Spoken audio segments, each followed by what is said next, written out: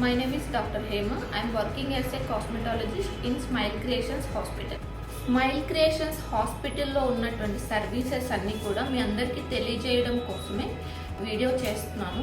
Cosmetic పరంగా ఏమేమి చేసుకోవచ్చు, డెంటల్ పరంగా పెయిన్ వస్తేనే డెంటిస్ట్కి వెళ్ళే కాన్సెప్ట్ ఇప్పుడు లేదు. డెంటల్లో ఎన్ని అడ్వాన్స్డ్ ట్రీట్మెంట్స్ అవైలబిలిటీలో ఉన్నాయి, అలాగే కాస్మెటాలజీలో అంటే హెయిర్ కానీ స్కిన్ కానీ ఏమేమి అడ్వాన్స్డ్ ట్రీట్మెంట్స్ అవైలబిలిటీలో ఉన్నాయి అనేది మీ అందరికీ తెలియజేయడం కోసమే ఈ వీడియో చేస్తున్నాను. ఎండ్ వరకు చూడండి.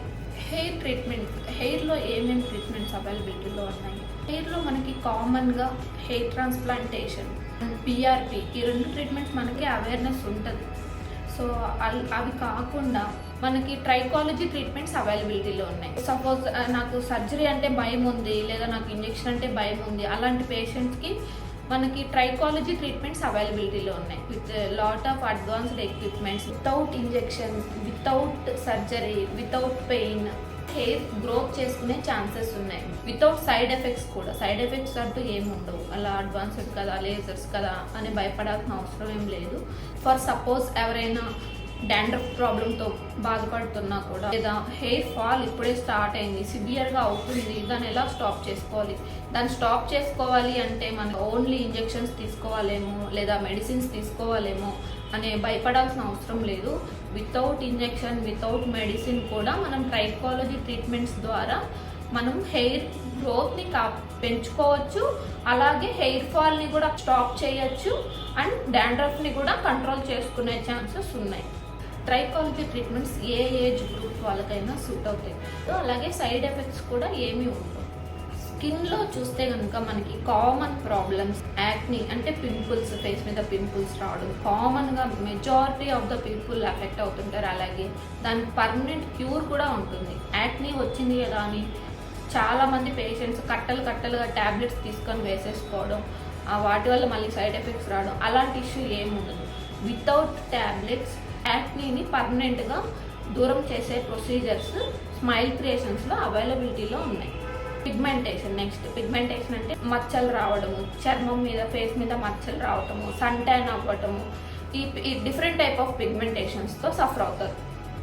సో పిగ్మెంటేషన్స్ని కూడా పర్మనెంట్గా ఎలిమినేట్ చేసుకోవచ్చు. అది ఫుల్ బాడీ కూడా చేసుకోవచ్చు. ఓన్లీ ఫేస్ కావాలన్నా మనం పిగ్మెంటేషన్ అవాయిడ్ చేసుకోవచ్చు.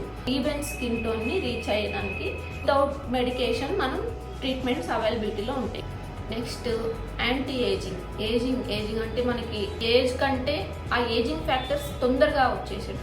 జల్దీ ఏజింగ్ ఫ్యాక్టర్స్, ఇక్కడ ఫైన్ లైన్స్ కనిపించడము, ఇక్కడ అండర్ ఐ బ్యాగ్స్ లాగా రావటము, ఇక్కడ ఈ నేసోలేబియల్ ఫోల్డ్ అంటాం, ఇది బాగా ఇలా ప్రామినెంట్గా కనిపించడము, ఇవన్నీ కూడా ఏజింగ్ ఫ్యాక్టర్స్. మనకి రావాల్సిన సపోజ్ 50 yearsలో రావాల్సిన ఫీచర్స్ కొంతమందికి ఎర్లీగా వచ్చేస్తుంది.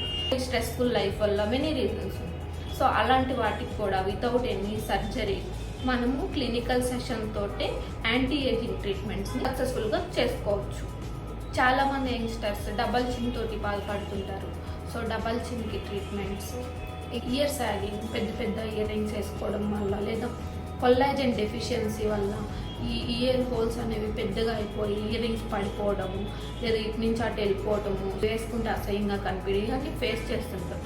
సో దానికి కరెక్షన్ చేసుకోవచ్చు. నోస్ షేపింగ్, నోస్ కొంచెం షార్ప్ ఉంటే బాగానే ఉంటుంది, కొంచెం షార్ప్ బ్లంట్ ఉంది, కొంచెం షార్ప్ కావాలి, అది కూడా వితౌట్ సర్జరీ పాసిబుల్ అవుతుంది. అలాగే లిప్ నాకు కొంచెం షేప్ వేరేలా ఉంటే బాగుంటుంది అనుకుంటే కనుక లిప్ షేపింగ్ కూడా వితౌట్ సర్జరీ చేసుకోవచ్చు. అలాగే కొంతమందికి ఐబ్రోస్ డ్రూప్ అయిపోతాయి, ఇలా డ్రూప్ అయిపోతాయి. సో ఆ డ్రూప్ అయిపోయిన ఐబ్రోస్ని మళ్ళీ యాజ్ ఇట్ ఈస్గా యంగ్ ఏజ్లో ఎలా ఉన్నాము ఇలా చేసుకోవడానికి ట్రీట్మెంట్స్.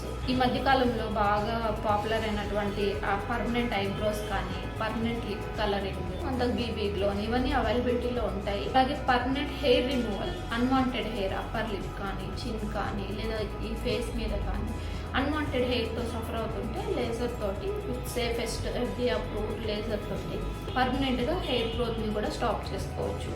ఇంకా హైపర్ హైడ్రోసిస్, పామ్స్కి ఎక్సెస్ స్వెట్టింగ్ రావడం, ఎక్సెస్ స్వెట్టింగ్ వల్ల పెన్తో రాయడానికి పాసిబుల్ అవ్వకపోవడం, గ్రిప్ రాకపోవడం, ఇలా సఫర్ అవుతున్నా కూడా హైపర్ హైడ్రోసిస్కి కూడా ట్రీట్మెంట్ అవైలబిలిటీలో ఉంది. ఇంకా medical facials, medical facials, all type of medical facials అవైలబిలిటీలో స్కిన్ టైప్ని బట్టి సజెస్ట్ చేస్తాం. డెంటల్లో ఏంటి స్పెషాలిటీ అంటే కనుక మనకి స్మైల్ డిజైనింగ్స్. మన స్కిన్ ఎంత ఫెయిర్గా ఉన్నా, మన హెయిర్ ఎంత బ్యూటిఫుల్గా ఉన్నా కూడా మనం స్మైల్ చేసినప్పుడు మన టీత్ అలైన్మెంట్ కూడా ఒక మేజర్ రోల్ ప్లే చేస్తుంది. మనం మాట్లాడేటప్పుడు కానీ లేదా నవ్వినప్పుడు కానీ ఆ టీత్ చాలా ఇంపార్టెంట్ రోల్ ప్లే చేస్తాయి మన బ్యూటీని ఇంక్రీజ్ చేయడానికి. సో స్మైల్ డిజైనింగ్ అనేది స్మైల్ క్రియేషన్ స్పెషాలిటీ. కాస్మెటిక్ పరంగా చూసుకున్నట్లయితే బ్లాక్ గమ్స్తో సఫర్ అవుతుంటారు చాలామంది. టీత్ వైట్ ఉంటుంది కానీ గమ్స్ అంతా కూడా బ్లాక్ అయిపోయి ఉంటుంది. సో ఆ బ్లాక్ గమ్స్ని పింక్ గమ్స్గా చేసుకోవడానికి లేజర్ ట్రీట్మెంట్స్ అవైలబిలిటీలో ఉన్నాయి. అన్ని టైప్ ఆఫ్ రెగ్యులర్గా మనం చేసేటువంటి రూట్ కెనాల్ కానీ, teeth replacement, implants, clip treatments, aligners, ఇవన్నీ కూడా స్మైల్ క్రియేషన్స్లో అవైలబిలిటీలో ఉన్నాయి.